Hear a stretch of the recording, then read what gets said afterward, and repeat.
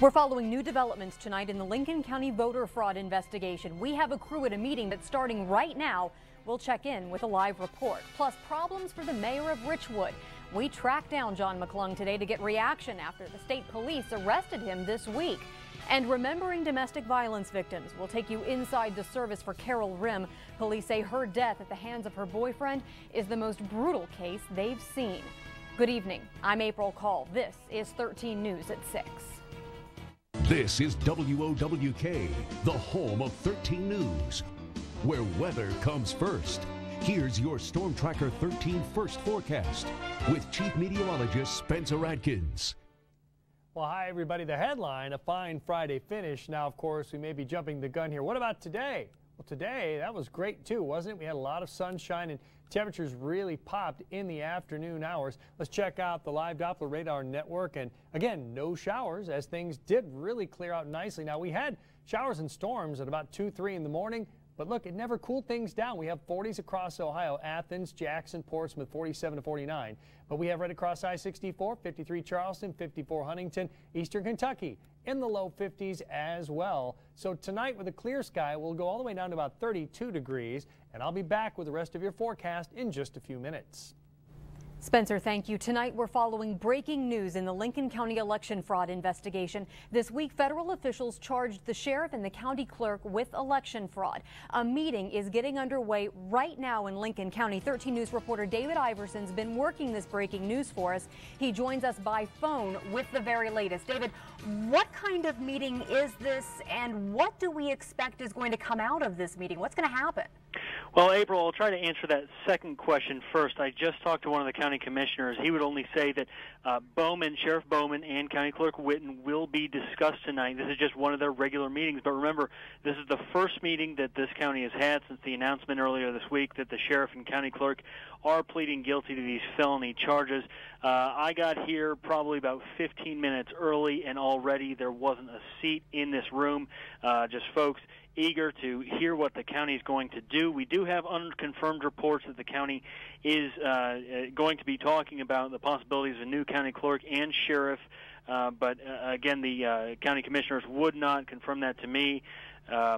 We're talking with the county commissioners are talking about appointments made in the vacation of the Lincoln County Commissioner Donald Witten.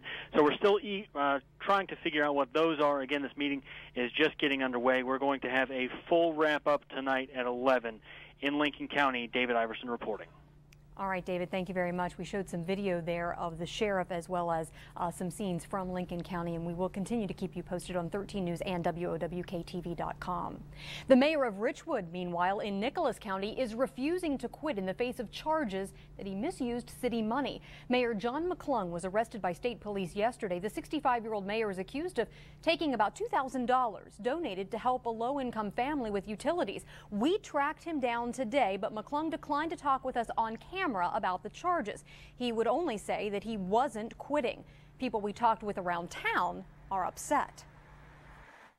Oh, it puts a black eye on the whole town when the mayor gets arrested like that. Shame on him for doing such a thing. They want these cops and the mayor would have me arrested if I do things like that. It's a shock. They need to supervise better who they have to run our town. The state police tell us that the arrest followed an investigation sparked by a ethics commission complaint back in November. McClung vows to continue to serve as mayor, and there is a city council meeting in Richwood tonight at 7 o'clock. It was a day that many paused to remember those killed as the result of domestic violence.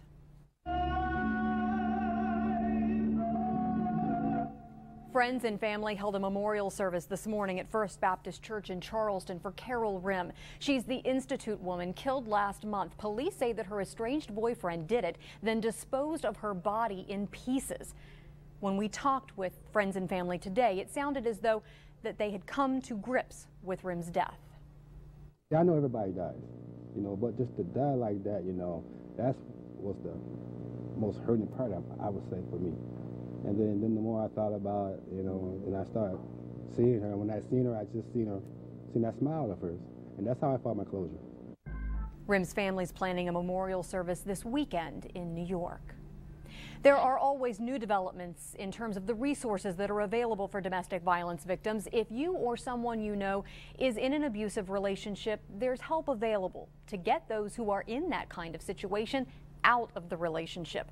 13 News reporter Gil McClanahan has more on that. Happened from the friends and family remember Carol Wren. Many can't believe she was the victim of domestic violence. I never figured that she would be in a relationship as far as physical and mentally abuse. But Michelle Bush, director of the YWCA's Resolve Family Abuse program, says that's common with many families, and she points out that abuse doesn't have to be physical. We have a 24/7 shelter, emergency shelter. We also have counseling, group therapy. We also do group with children. We have legal services. She says those in an abusive relationship will separate themselves from their family and not attend family functions. They'll change their normal behaviors. They won't answer the phone. There is help available for those in an abusive relationship. Oftentimes people think it's primarily physical abuse, but there's emotional abuse, there's isolation control, financial control. Oftentimes victims are isolated from their family, from their friends. She advises if you know someone in an abusive relationship, don't be judgmental, but be supportive and be a friend. In Charleston, Gil McClanahan reporting. If you'd like a list of helpful resources for abuse and domestic violence services, be sure to go to our website, WOWKTV.com. Now to our continuing coverage as Hurricane High School teenagers cope with the death of a classmate. Tonight, they're going to be honoring and remembering Jacob Ball, who died after being hit by a train as he was walking home from school. The community is coming together during a candlelight vigil to remember the 16-year-old, who friends say was a quiet young man with a gentle soul who loved music.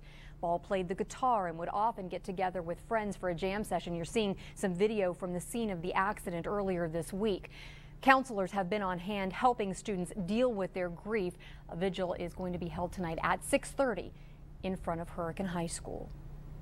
In Spencer today, the State Fire Marshal's office is looking into a fatal blaze. A dispatcher told us that a person died at the home on Circle Avenue. That's near the downtown area. The fire started just before noon, but right now officials haven't said specifically what caused that victim's death. We'll keep you posted. Two new pieces of information today on Tuesday's deadly carbon monoxide leak at a South Charleston hotel. We've been following that investigation into what happened since the story broke early Tuesday morning. First, Mayor Frank Mullins told us today that the pool heater blamed for the leak was installed without any sort of city inspection. Well, once our investigators looked at the situation and we found and talked to some folks out there and found out it was a new install, it was something recently done, then we just go back and backtrack our records to see if there had been any permits pulled for the Holiday Inn Express and for that kind of work, and we haven't been able to find any. That leak killed one man, but there's still more information coming out today about the other victim who was hospitalized. His condition was critical, but now he's stabilized. As a result of the leak, South Charleston is considering mandatory carbon monoxide detectors for that city's 4 hotels. To the state capitol now, committees stayed busy this afternoon debating several potential laws. The House Judiciary Committee worked on a bill that would fix last year's new law about insurance coverage for people with autism. Last year's bill did not include behavior therapy, but this new bill would.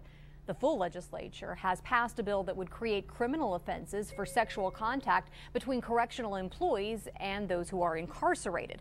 That measure goes on to the governor now. And the full Senate moved a bill that would ban texting while driving and using a cell phone without a hands-free device while driving. The West Virginia Coal Symposium is underway in Charleston. Today it featured Governor Earl Ray Tomblin. He was talking about the state of the state and safety legislation that he introduced for this year's legislative session. Industry safety experts are also on hand. They're showing off the latest devices that are being used in locating and assisting miners during emergencies.